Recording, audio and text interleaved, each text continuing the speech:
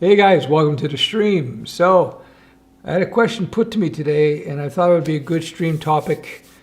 And once I'm done with the stream topic, I will get into it. What's going on? Yeah. Okay, so, sorry. Once I get into the stream topic, I will finish that, and then we will do a little bit of Q&A, all right? So, somebody asked me, I'm starting out, I'm a web designer, developer, and I'm doing freelance, and I'm having trouble getting the whole thing going.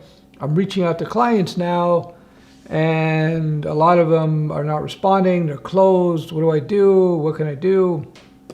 So first of all, this is a once in a lifetime, once in a 100-year event, the COVID thing, where everybody's shutting down over North America, Europe, and different parts of the world. So if there's ever a time to have patience, it's now, right? You can't blame yourself because, it's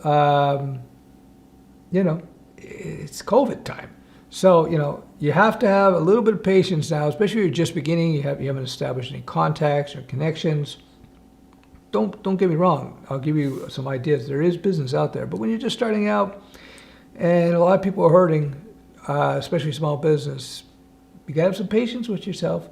All right, so the next thing you gotta do, so what you can do, okay, you can maybe try some online sites, see how that goes, jobber sites, that kind of thing. There may be opportunity there for you as well. So because of COVID, don't go into states, for example, where they're shut down, right? Like right now I'm in Montreal, Quebec, and Quebec's in full shutdown. But Florida is wide open, so maybe reach out to Florida companies, right?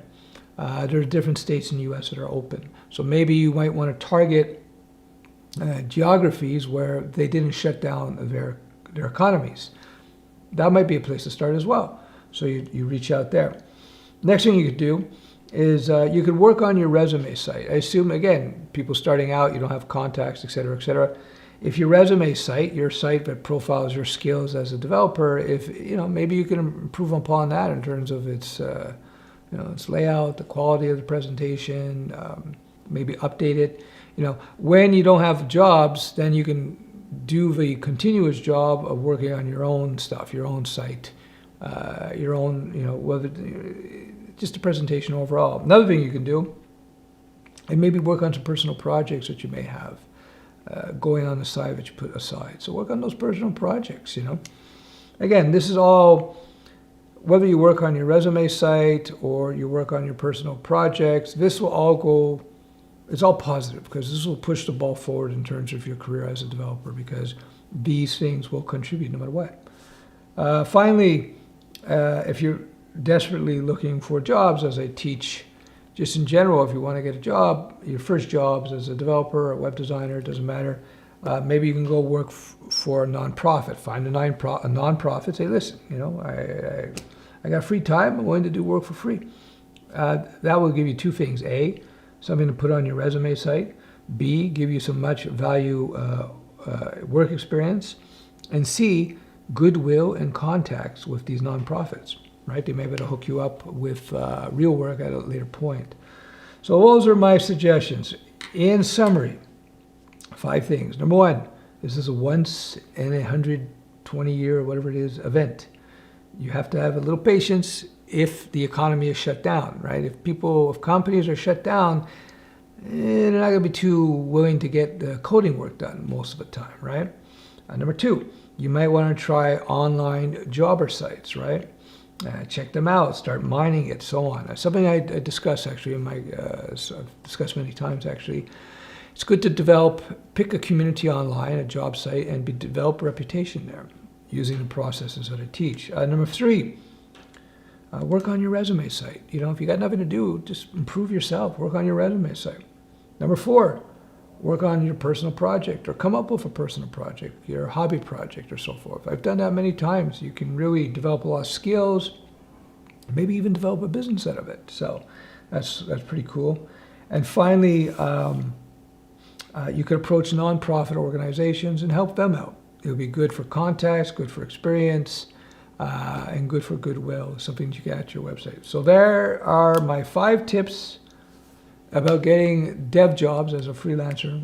This applies to even people who are looking to get a normal job. Given the circumstances that we're in now is extraordinary, not normal, you have to maneuver a little bit. And if it makes you feel any better, if you're just starting out, it's normal when you're first starting out to you're going to have fits and starts. You have that inertia when you're first starting out, like anything else. And adding on top of this a worldwide pandemic that hasn't happened in like 100 plus years, give yourself a little break, you know? So there you go. So before I go into the Q&A, if you've done my fundamentals course and you're looking to up your skills as a developer, my recommended book is this one here. Now this is the Java version. There is a JavaScript version. If you look in the footer, there are links to the 2 versions of this book. So if you're doing JavaScript, you want to get the JavaScript version of this book. And if you're doing Java, you get this original one, which I have. This is one of the few coding books that I kept, development books that I kept from way back in the day. When was this edition? I think it's 1999 or something. Yeah, this is 1999. No, excuse me. This is the 2003 edition. I got the hardcover. Yeah, I remember I bought the original, and then I wanted to get the hardcover because this was such a good book. So it's 2003 edition. It's very, very, very important. If you want to up your game as a developer, you already know how to code. Links below. If you're a total noob to web design development and you like to read, I have my own book, which gets a lot of very positive reviews. I wrote it a few years back, but it's evergreen content, so you learn the basics, HTML, CSS, a little bit of JavaScript, and more importantly, you understand web design. It's a good way to jump in the game. You can get it on Amazon all over the world, and they're also in many bookstores. Lots of diagrams, pictures, lots of examples, and it ties in very well with my Studio Web curriculum that you find online. All right, so there you go. So those are my recommended books. Let's see what we got here. Stef, our government is getting overthrown right now. Any advice? Oh, I saw that in the U.S. Don't worry, calm down. I used to be a bouncer in a nightclub. What I saw, the protests, it's nothing to be worried about. They're not really fighting. They're just there to blow off some steam. I used to be involved. I used to work at a couple of huge clubs and some smaller clubs. And when people are serious about hurting others, they're not going to be pushing and shoving and screaming and yelling. They just go for it. Bottles out, chains are out, knives are out. So this is just people blowing off steam. It will calm down. Don't worry. You'll be fine. Good evening. Good evening. Yeah, you must be up late. Thanks for chiming into the live. You need to take a better hat. That hat looks like Grandpa's hat. Wow, I'm 169 years old. Sup? What's up, hologram? How you doing? Hello, everybody. Christy. How's it from Hawaii? Christy likes to rub it in. Hawaii. A friend of mine, he travels all around the world. He's been on everywhere. And he said the one place he would go back again is Hawaii. So yeah, I got to get there at some point. So yeah, I hope everything's good with you, Christy. Emmanuel has to say something here.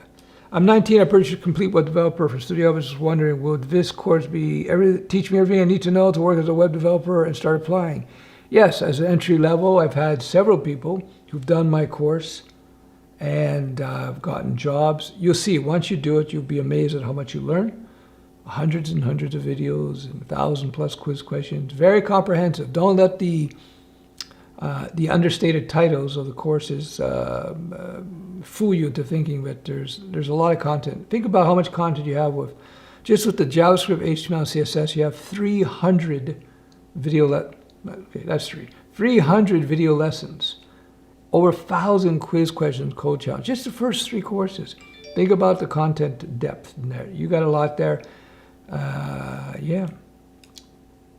Stef, can I apply for Canadian citizens as a refugee? I don't know. If you have to, I'm not in Canadian government, I couldn't say. What is the best place to go to prepare for tech-related questions that would I be asked during an interview? I didn't put out the video. I recorded a video on how to do this. I didn't put it out. So in a nutshell, when you're applying for a job, you have to study the company you want to go work for. Find out what they do, what they want you to do, and then you bone up on that. So it depends. Your question depends on what they're doing. Are they a Java house or a C# house? Are they doing Python and TensorFlow? Are they doing PHP Laravel? Are they not doing Ruby on Rails? It depends on what they're doing. And then once you figure it out, then you sort of do. Jacob, George, I'm on vacation and trading cryptocurrencies. I recommend okay, both of them make money. Yeah. Hey, hi, Stef. When will you start publishing parts of your course for free? I would love to sneak a bit before I dive into it. Well, there are some videos from the original version that are on YouTube. But the thing is half the value of the course is the quizzing. And, well, it's a third of the value. 3 things that make a great course. Great videos that are structured well. Lots and lots of quizzing and code challenges to reinforce the lessons in the videos. And you need a system, piece of software, that ties it all in together, that provides gamification, instant help, instant hints, tracking for you. This all helps with the learning process in a big way. So my videos alone, I think they're very good. Videos alone can be good, but when you add those other 2 components, it takes it to a whole new level. So to really get the experience of the StudioWeb system, you have to actually use the whole platform. Just try it out. It's money back guarantee. Hello from Poland. Hello, how are you? Just buy your freelance package. Thank you. Great. Appreciate it. Thanks for buying it. I began learning programming in November 2020. I'm looking to get work in early May. When do you recommend I begin applying for jobs? Thanks for all your mentorship and support. It's never unnoticed. I appreciate that, Ali. Well, I say you learn your basics. You put up your demo or your portfolio site, if you will, your resume site. You do 2 to 3 little mini projects for people, for companies. Then you use those little mini projects to A, gain experience, and B, to have something to put in a portfolio on your website. Maybe you can get a couple of little certifications if they're not too expensive. And then you start applying for jobs. There you go. Bro. Hey, Stef, I'm a Java dev with a few years experience, but would love to switch to Golang. Should I apply for mid-level dev job or entry-level? I think if you got a few years experience, you probably can get in at mid-level. Just learn your Golang. Just do what you got to do, your Hello World, and do some basic Golang projects.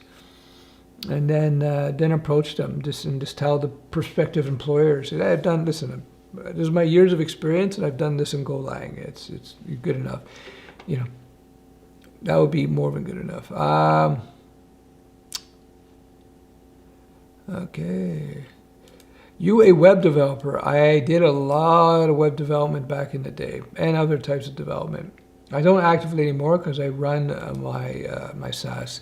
Need Ruby Rails demo site, knowing anything except Ruby Rails. How do you start? Needing Ruby Rails? Well, you start by learning Ruby, the programming language. Then you got to know your HTML and your CSS and a bit of JavaScript. And then you got to learn about the web stack in general, client server response model, that kind of stuff. And then you jump into Rails. I have not tried PHP 8. Hello from Canada. H said, Java or .NET for the money? Depends where you live. Check it around. I've heard certain regions, I think somebody was telling me Germany is very big with .NET, and other countries might be very big with Java. So just let the clients decide. Hey, need clients. I do perfection. Help me find some. Yeah, I just discussed how to do that.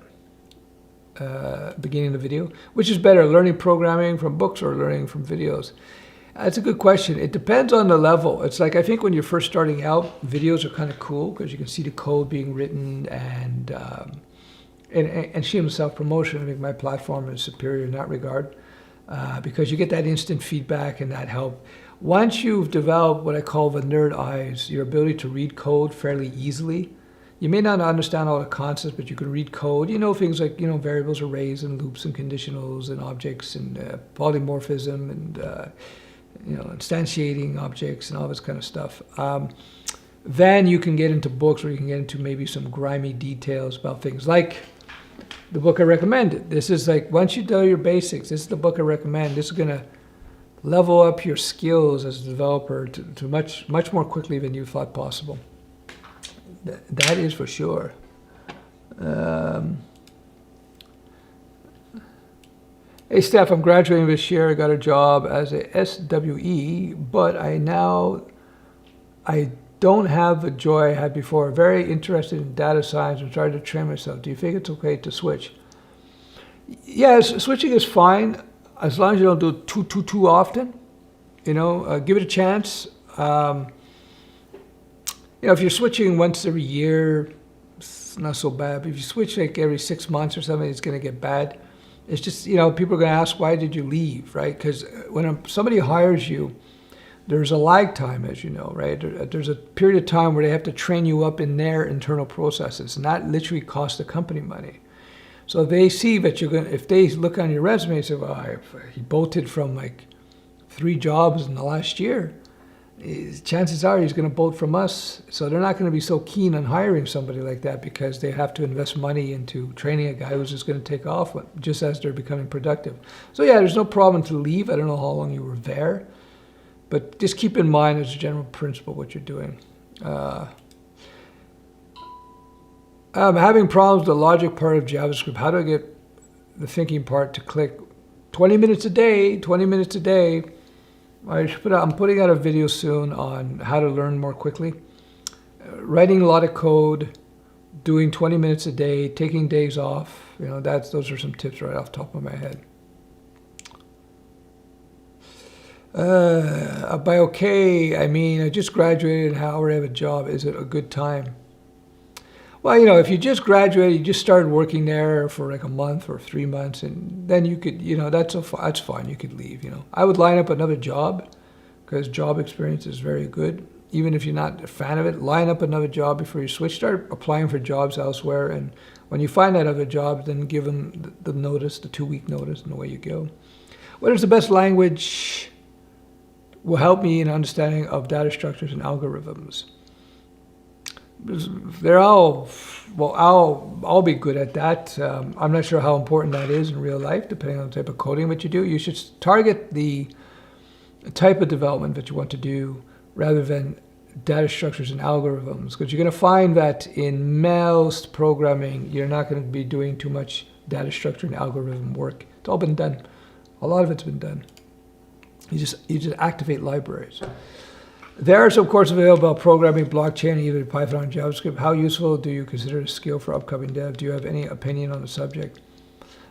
I think blockchain is a niche topic. Internally develop some blockchain, some particular big companies, but for every blockchain programming job, there's probably 10,000 web development jobs.